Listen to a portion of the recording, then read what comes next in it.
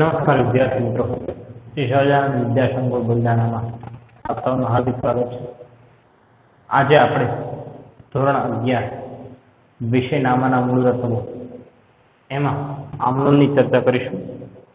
આમનોંધમાં આજે દાખલા નંબર 13 લેવો છે કે બધા જ પ્રકારના વ્યવહારો અત્યાર સુધી જે આપણે સમજ્યા, માલના વ્યવહાર, બેંકના વ્યવહાર, લોનના વ્યવહાર, રોકડ વટાવ, વેપારી વટાવ, બરોબર છે, કસર, કાલખાત, રોકાણ, મિલકત, બધા જે વ્યવહારો છે એ હવે સમગ્ર ચેપ્ટર જે છે આપણું આમનોંધ એનો સાર આ દાખલામાં સમાવી દીધો છે. એક જ દાખલો એવો આપ્યો છે કે લગભગ બધા જ પ્રકારના આપણે વ્યવહાર એમાં જાણી શકીએ, સમજી શકીએ, બરોબર છે. તો સ્ત્રી મૌલિક સ્થાને તો આપણે આમનોંધ લખવી છે, બરોબર છે. તો લખશું સ્ત્રી મૌલિક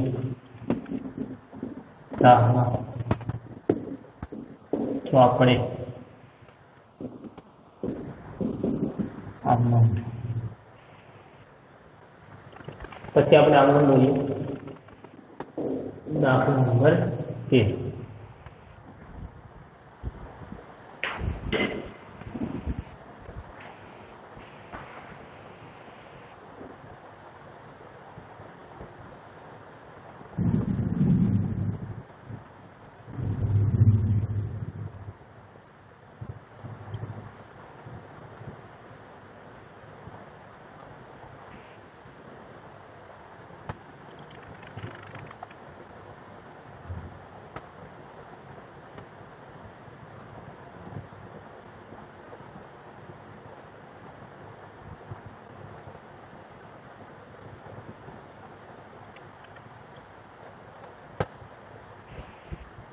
તારીખ, વિગત, ખપત, જમા, બરોબર છે. તો આ પ્રકારે સૌથી પહેલા આમનોંધ બની. હવે 2014 જુલાઈ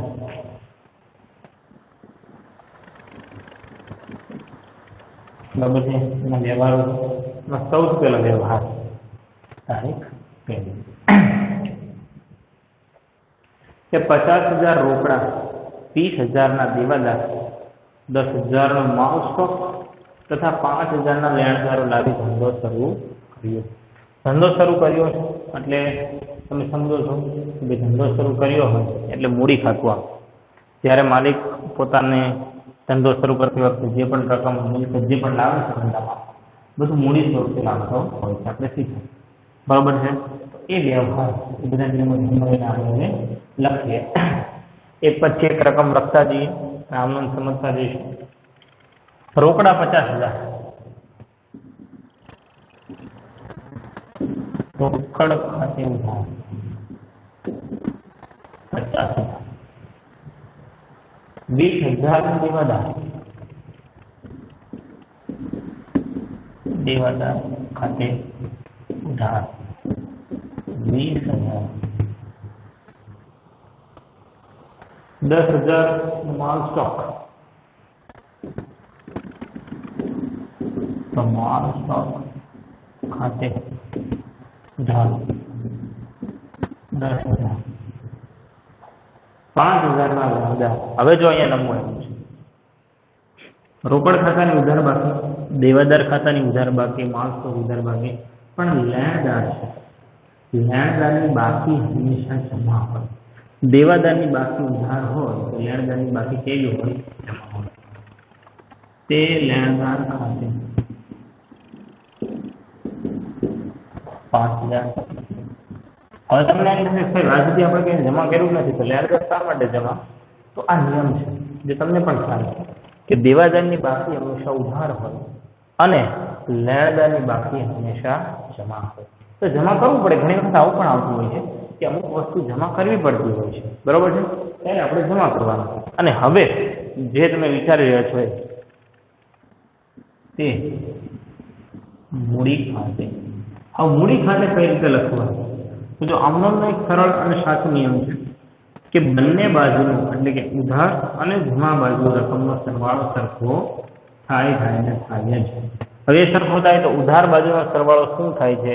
તો 50 + 20 + 10 એટલે 90,000 રૂપિયા. 70 ને 10 80,000. 80,000 રૂપિયા સરવાળો ઉધાર બાજુનો થાય છે. તો નિયમ છે જો 80,000 ઉધાર હોય તો જમા પણ 80,000 થવા જોઈએ.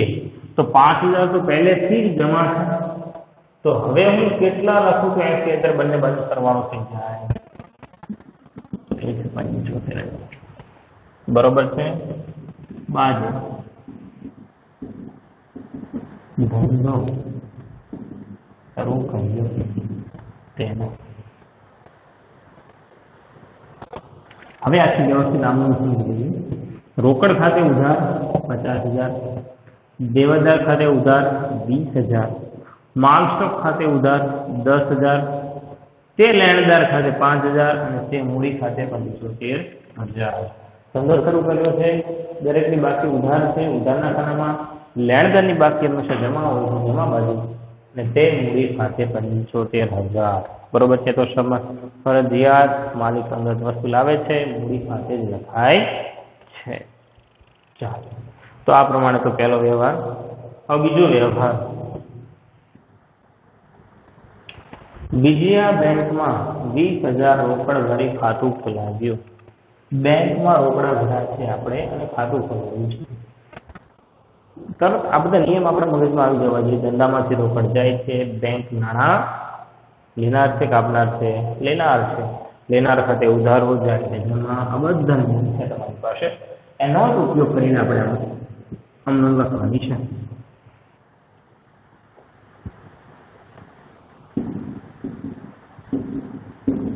બેંક ખાતે ઉધાર કેટલા રૂપિયા બેંકમાં ભર્યા છે? 20,000 રૂપિયા ભર્યા છે.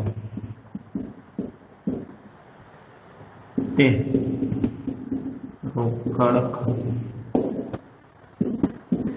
20,000 બાબત દેના બેંકમાં ખાતું ખોલાવ્યું. દેના બેંકમાં જે પૈસા મૂકીને આપણે ખાતું ખોલાવ્યું છે. બેંક ખાતે ઉધાર 20,000, બેંક નાણાં લેનાર છે. તે રોકડ ખાતે 20,000 ધંધામાંથી રોકડ જાય છે જમા થાય છે. બરાબર છે. તો આ રીતે આગળ વ્યવહાર નંબર 3 કે 20,000 નો માલ સમૂહ પાસેથી 10% વેપારી વટાવ અને 10% રોકડ વટાવે ખરીદ્યો છે. અડધા નાણાં ત્યાગથી ચૂકવા છે. ચાલો, અડધ્યો વ્યવહાર.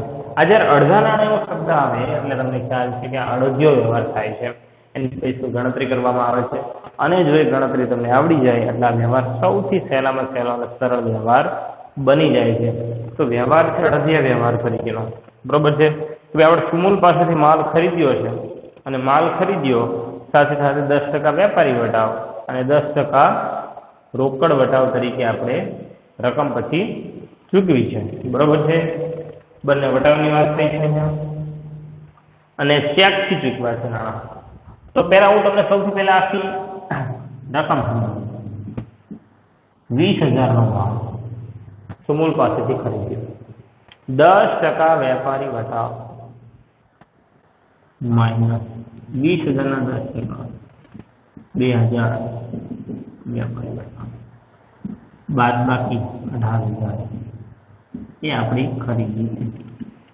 વેપારી વટાવની તો આપણે નોંધ થતી નથી અને જે બાદ બાકી આવે એ ખરીદીની આપણી રકમ છે. એ 18,000 ની ખરીદી કરી. કારણ કે વેપારી વટાવ દરેક રકમ ઉપર બાદ કરવામાં આવે છે અને જ્યારે રોકડ વટાવ જે છે એ ફક્ત ને ફક્ત રોકડની લેવડ દેવડ તરત થાય. ઉધાર વ્યવહારનું તે નામ જ નથી આવતું. રોકડની લેવડ દેવડ તરત થઈ જાય એવા સમયે જ રોકડ વટાવ કાપી આપવામાં આવે છે. બરોબર છે. તો આગળ શું છે કે અડધા નાણાં ચૂકવા છે. હવે અડધા નાણાં ચૂકવ્યો એટલે આપેલા પણ તમને ખબર છે કે આપણે કઈ રીતે તિરાશી કરતા હતા. અડધા 9,000 અને 9,000 અડધા. બરોબર છે. હવે અડધા નાણાં આપણે તરત જ ચૂકવી દીધા છે. તો જે નાણાં આપણે તરત ચૂકવ્યા છે એની ઉપર ફરજિયાત રોકડ વટાવ કાપવામાં આવશે. આ 9000 તરત ચૂકવા તો 900 રૂપિયા રોકડ વટાવ ફરજિયાત કાપવાનો છે.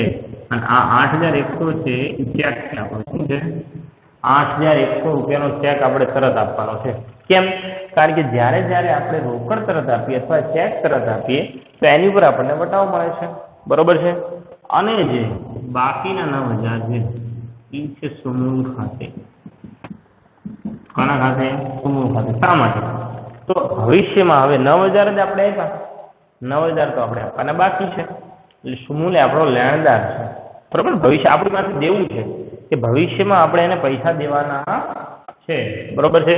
તો હવે જો બધી જ વસ્તુ તમને મળી રહેશે, ખરીદ, બેંક, રોકડ વટાવ, સુમૂલ બધું. હવે ફક્ત તમારે આમ નોંધ શીખવાની છે. આમ નોંધ પણ તમને આવડી ગઈ હશે. ખરીદ ખાતે ઉધાર 18,000. બરોબર છે. તે ચેક આપ્યો એટલે તરત લખી નાખો તે બેંક ખાતે કેટલાનો ચેક આપ્યો છે તો આપણને સ્પષ્ટ અહીંયા જોઈ શકાય છે 8100 રૂપિયાનો આપણે ચેક આપ્યો છે. તે વટાવ ખાતે રોકડ હોય કે બેંક હોય સાથે હંમેશા વટાવ હોય છે 900. એ પણ આપણે જોઈએ લઈશું બધું. બરોબર છે. અને તે સુમૂલ ખાતે એ પણ લેખાશે 9000. બાબત છે 10% વેપારી વટાવ અને 10% રોકડ વટાવે માલ ખરીદ્યો. બાબત જે ટૂંકમાં લખી શકો, કોઈ પ્રોબ્લેમ નહીં. બરોબર છે. સમજી લો. ખરીદ ખાતે ઉધાર 18,000 સ્પષ્ટ રકમ છે વેપારી વટાવ બાદ કર્યા પછીની. તે બેંક ખાતે 8100, તે વટાવ ખાતે 900 અને તે સુમૂલ ખાતે 9000 રૂપિયા. બરોબર છે. તો આપણે આમનો છે નિયમ મુજબ આપણે આમનો કરીએ છીએ. ચાલો પછી ચોથો વ્યવહાર 15,000 નું ફર્નિચર પુનિત ફર્નિચર માર્ટમાંથી શાક પર ખરીદ્યું. શાક પર ખરીદ્યું છે આપણે ફર્નિચર. બરોબર છે. 15,000 નું. અને સાથે સાથે લારી ભાડું ₹100 રોકડેથી ચૂકવ્યું. હવે જો શાક પર ફર્નિચર ખરીદ્યું એ અડધો વ્યવહાર છે. અને સાથે સાથે અડધો વ્યવહાર એમ પણ કહે છે કે આપણે લારી ભાડું રોકડેથી ચૂકવ્યું. તો જ્યાં આવા વ્યવહાર આવે એના કટકા પડે. અડધા ઉધાર ને અડધા રોકડ આવે ત્યાં આપણે એને કટકા પાડી દેવાના. પહેલા ફક્ત ઉધાર વ્યવહારની આપણે વાત કરીએ. બરોબર છે. તો ફર્નિચર ખરીદ્યું છે, સરળ છે. ફર્નિચર ખાતે ઉધાર 15,000. તે પુનિત ફર્નિચર માર્ટ ખાતે 15,000. બરોબર છે. આને આપણે બોલ્યા ફરી વખત સોરી બે. આ વ્યવહારને આપણે બે ભાગમાં વિભાજિત કર્યા છે એટલે ફરી વખત લખીએ. બરોબર છે કે લારી ભાડાના તો રોકડેથી ચૂકવ્યા. લારી ભાડું ધંધાનો ખર્ચ છે તો લારી ભાડા ખાતે ઉધાર તો તે રોકડ ખાતે ધંધામાંથી રોકડ જાય. બરોબર છે. ધંધામાંથી રોકડ જાય બાબત છે. ફર્નિચર ખરીદી લારી ભાડું ચૂકવ્યું તેના.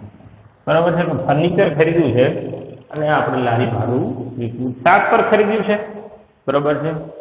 તે પુનિત ફર્નિચર માર્ટ તે અને લારી ભાડાનું લખ. તો આ રીતે કરીએ એટલે આપણે ભૂલ પડવાની શક્યતા ઘટી જાય છે. ચાલો હવે આપણે આને બાદ કરીએ.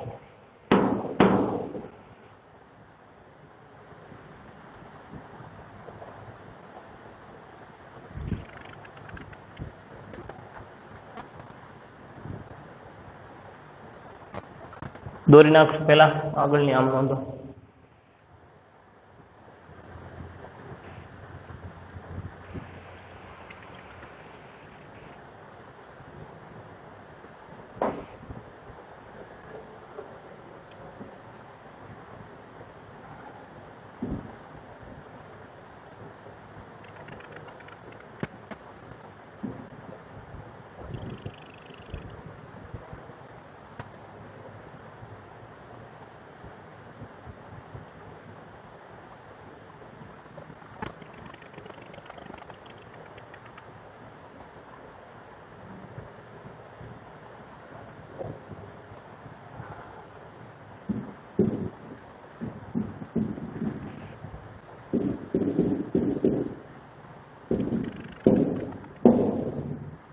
એક નિયમ મેં તમને કીધેલો કે જ્યારે જ્યારે તમારું પેજ પૂરું થઈ જાય ત્યારે ખાસ અહીંયા સરવાળો કરવાનો કે ભાઈ સરવાળો આગળ લઈ ગયા અને અહીંયા પહેલી લીટીમાં લખવાનું સરવાળો આગળ લાગ્યા ત્યારે તમારું પેજ પૂરું થાય ત્યારે આમનો નિયમ છે એ ફરજિયાત દર વખતે કરવું પડે. બરોબર છે? ચાલો આગળ વધીએ આપણે.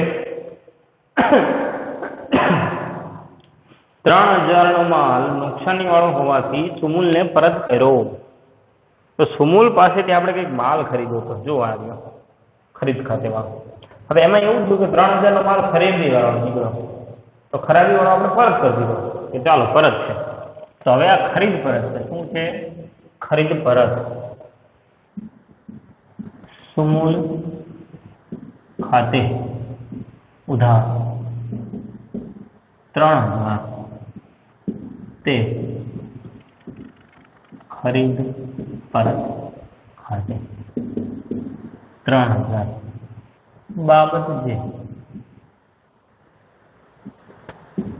નુકસાની વાળો માલ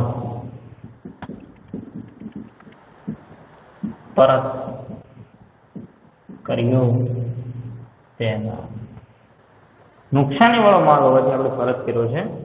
ખરીદ ખાતે હંમેશા ઉધાર થાય તો ખરીદેલો માલ જ્યારે પરત જાય ત્યારે ખરીદ પરત હંમેશા જમા થાય.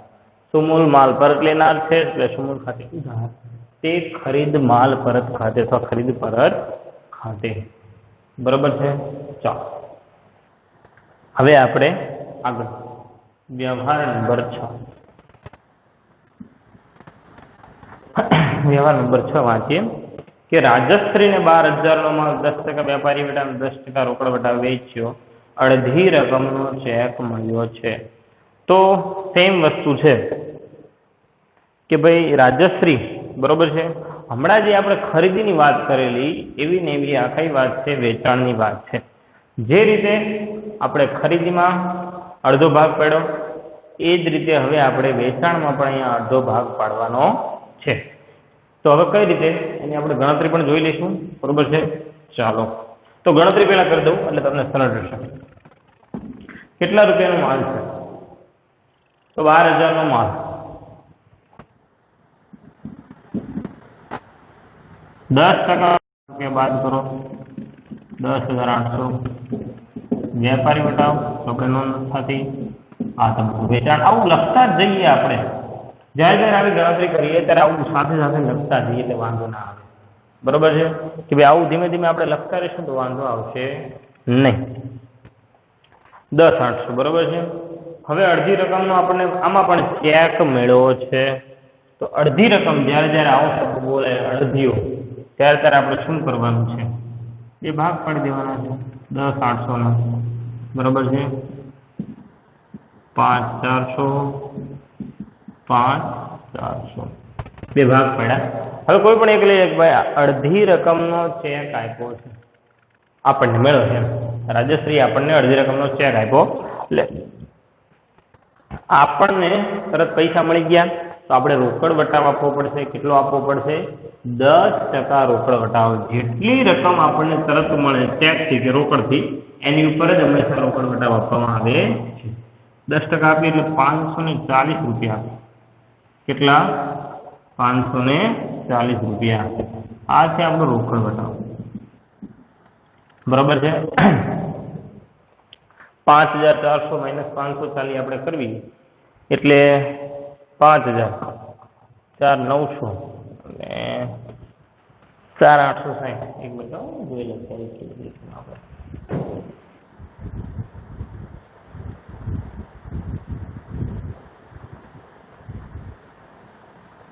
5400 એટલે 4860 રૂપિયા.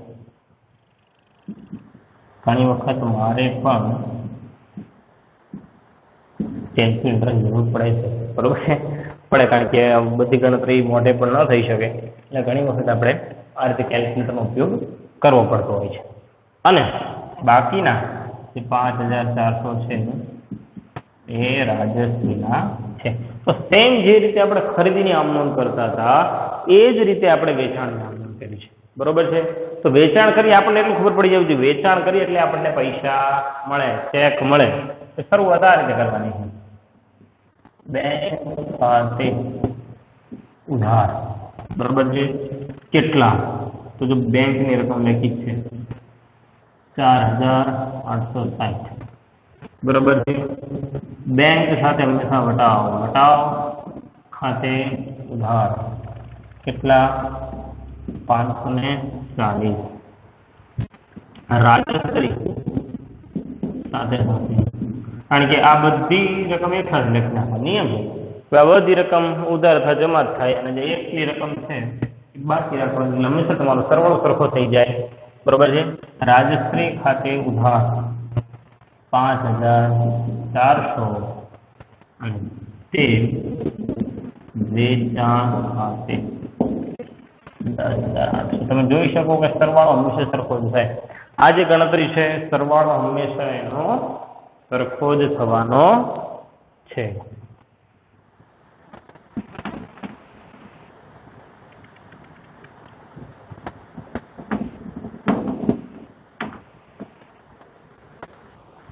ગણતરી જવા દઈએ. બાબતમાં 10% વેપારી વટાવ અને 10% રોકડ વટાવે માલ વેચ્યો. બસ બાબતે ટૂંકી લખી નાખશું એટલે બહુ વાંધો આવશે. શક્ય હોય ત્યાં સુધી બાબત આપણે ટૂંકી લખીએ એટલે વાંધો આવે. ચાલો હવે આપણે પછીનો વ્યવહાર જોઈએ.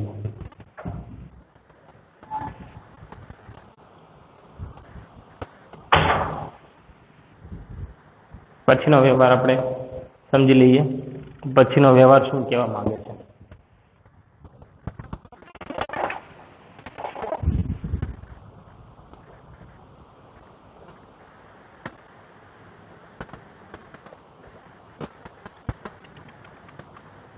વ્યવહાર નંબર 8. મહેન્દ્રને 15000 નો માલ 10% વેપારી વટાવ અને 10% રોકડ વટાવે રોકડેથી વેચ્યો. જો આમ આપણે જોવા જઈએ તો તમને એમ થશે કે સાહેબ આ ત્રીજો વ્યવહાર આપણે કર્યો, છઠ્ઠો વ્યવહાર કર્યો, એવો જ 8મો વ્યવહાર છે, 38 વ્યવહાર છે. એટલે વિદ્યાર્થીને શું ભૂલ કરે છે કે તરત જ મેં જે અહીંયા ગણતરી શીખવાડીને ગણતરી કરવા માંડશે કે 15000 નો માલ છે ને, હા, 15000 ના કરશું 10%, 13500, અડધા કરશું, અડધાની રકમ વેપાર વટાવ આપશું, અડધાની બાદ રાખશું. પણ નાનકડો એવો શબ્દ જો આપણે ન વાંચીએ તો આખો વ્યવહાર આપણો ખોટો પડી શકે છે. ત્યાં આપણને સ્પષ્ટ કહેવામાં આવ્યું છે કે 10% વેપારી વટાવે અને 10% રોકડ વટાવે રોકડેથી વેચ્યો. રોકડેથી સમજો છો શું થાય? જો સમજી લ્યો. 15000 નો માલ 10% વેપારી વટાવ એટલે 1500, 13500 આ છે વેપારી વટાવ, જેની જો આપણે નોંધ થતી નથી. 13500 માઇનસ 1350 અહીંયાથી ફેર પડે છે. આ છે રોકડ વટાવ, જેની તો આપણે નોંધ કરવાની છે. ફેર અહીંયાથી પડે છે તમને, બરોબર છે, કે અહીંયા તમારે બે ભાગ પાડવાના નથી. શા માટે? એક જ શબ્દ ઉપર કે રોકડેથી વેચ્યો. કોઈ શાકનો વ્યવહાર નથી, કોઈ અડધ્યો વ્યવહાર નથી. જો અડધ્યો શાકનો વ્યવહાર હોય તો જ આપણે બે ભાગ પાડવાના હોય છે, બરોબર છે. અહીંયા એવું કંઈ જ છે નહીં, તેથી આપણે ભાગ પાડતા નથી. બાદ બાકી આપણે કરી નાખશું 13500 માઇનસ 1350.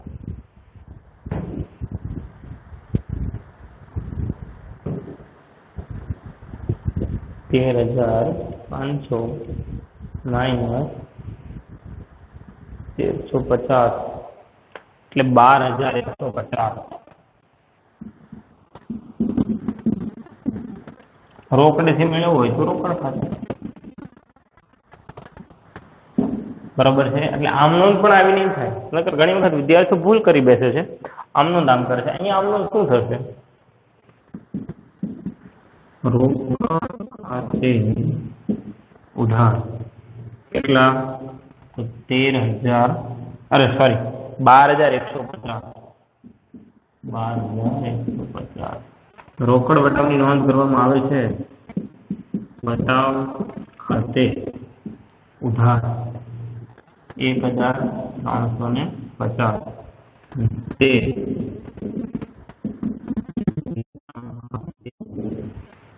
13,500. આ રીતે આની ગણતરી થશે. આ વ્યવહારની નોંધ આ રીતે કરવાની છે. બરોબર છે બાબતજી? 10% રોકડ વટાવ, 10% વેપાર માલ વેચ્યો.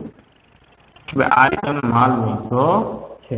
તો ખાસ આમનો જ્યારે આપણે જોઈએ ત્યારે દરેક શબ્દ ઉપર વ્યવસ્થિત ભાર આપીએ જેથી આપણને ખબર પડે કે આ વ્યવહાર આપણે આ રીતે નોંધવાનો છે.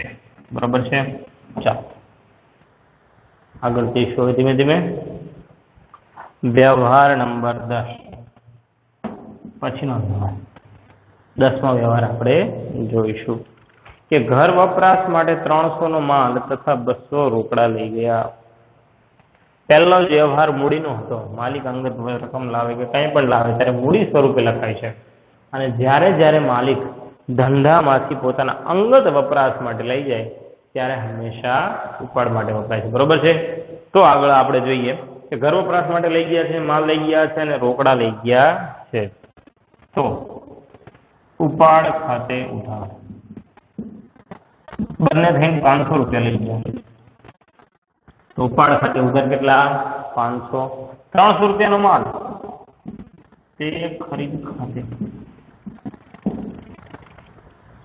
300 અને તે રોકડ ખાતે 200. બાબત છે અંગત વપરાશ માટે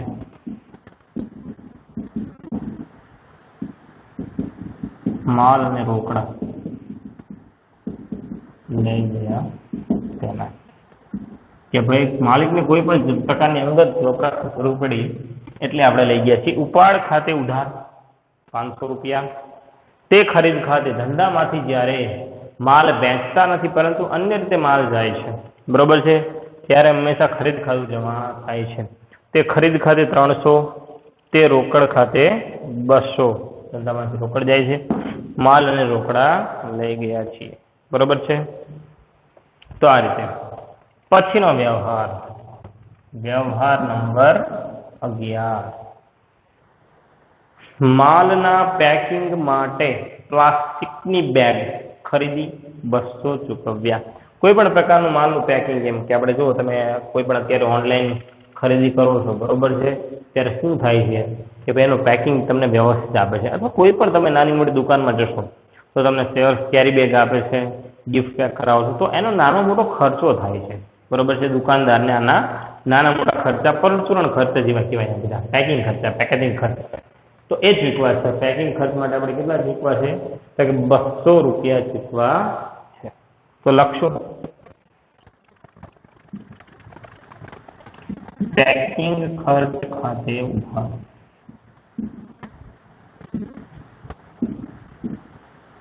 200 તે રોકડ ખાતે 200. બાબત જે પ્લાસ્ટિકની બેગ એવું કહે છે ને? હા, પ્લાસ્ટિકની બેગ ખરીદી છે. એવું લખી શકાય પેકિંગ માટે પ્લાસ્ટિકની બેગ ખરીદી. બરોબર છે? તો આ રીતે આપણે જોયું આ પરચુરણ ખર્ચા. દરેક પ્રકારના જો દાખલો આપણે ગણીએ છીએ, દરેક પ્રકારના વ્યવહારો આવે છે.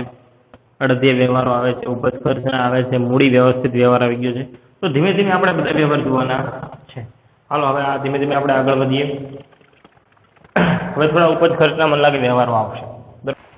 12 જવાબ નંબર 12 બરોબર છે કે પગાર મજૂરીના 2000 ચેકથી ચૂકવ્યા. ખર્ચ બધા ખર્ચ છે પગાર મજૂરી બરોબર છે. બેંક ચેકથી ચૂકવ્યા છે તો પગાર મજૂરી ખાતે ઉધાર તે બેંક ખાતે કેટલા રૂપિયા ચૂકવ્યા છે આપણે પગાર મજૂરીના 2000.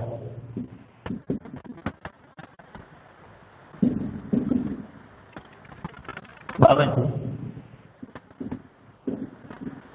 ચેકથી નાણાં ચૂકવ્યા તેના પગાર મજૂરી છે આપણે પગાર ખર્ચ હતો એ આપણે ચેકથી ચૂકવ્યા છે. નંબર 13 રાજશ્રી પાસેથી બાકી લેણા પૈકી 300 ઘાલખાત પડી અને બાકીની રકમ મળી ગઈ. લ્યો ચાલો હવે રાજશ્રી પ્રશ્ન ઉભો થયો છે ભાઈ કે બાકી લેણા કેટલા છે.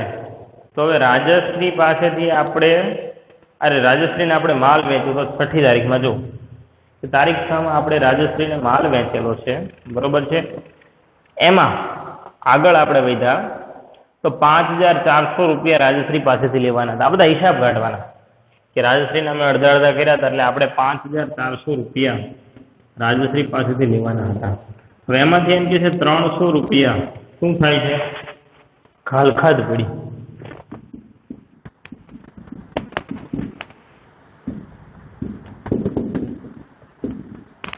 અને બાકીની રકમ મળી બસ.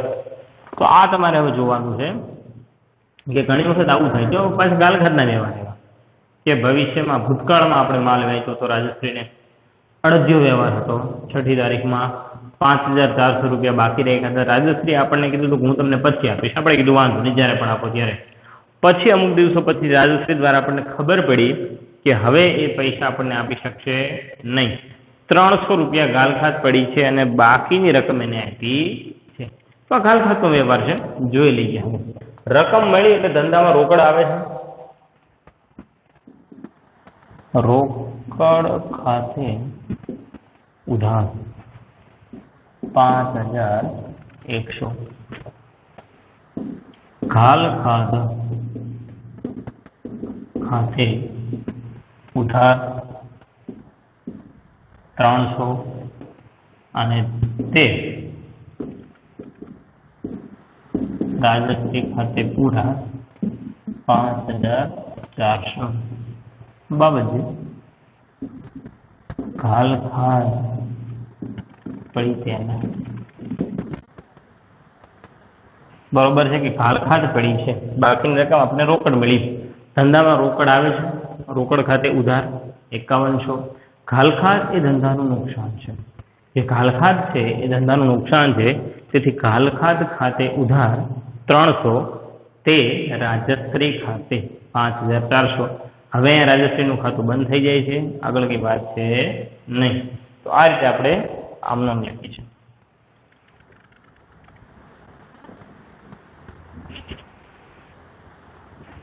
પછી વ્યવહાર નંબર 14 ધંધામાં વધુ નાણાંની જરૂર હોવાથી બેંકમાંથી 25000ની લોન લીધી છે બરોબર છે. હવે કોઈ પણ કારણસર આ ધંધામાં પૈસાની જરૂર પડી મૂડી તરીકે લાવ્યા હતા બરોબર વાત છે પણ ઘણી વખત વધુ જરૂર પડે છે લોન લેવી છે. ઘણી વખત શ્રીમતીની લોન મળે છે ઘણી વખત આપણે બેંક પાસેથી લોન લેતા હોઈએ છીએ. તો જ્યારે આપણે બેંક પાસેથી લોન લઈએ ત્યારે શું થશે જો ઘણી વખત અહીંયા એવું થાય કે રોકડા મળ્યા આપણને તો ના.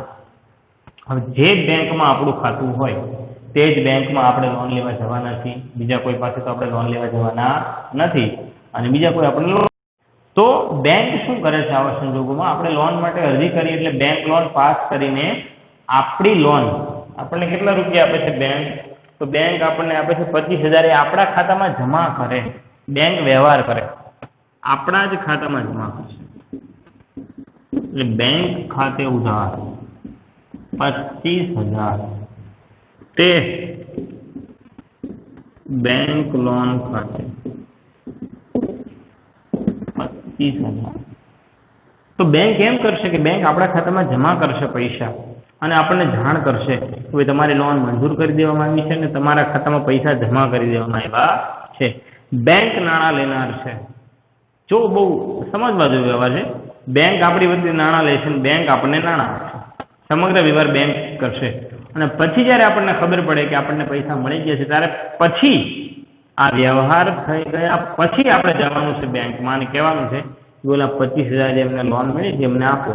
એ લોન આપણે લેવા જઈએ ત્યારે લખાય રોકડ ખાતે ઉધાર તે બેંક ખાતે. ધંધામાં રોકડ આવે છે, બેંક નાણાં આપનાર છે, પણ હજી આપણે રોકડા ઉપાડ્યા નથી. આ તો આપણે લોન લીધી હતી એટલે આપણા ખાતામાં આવીને પડી છે.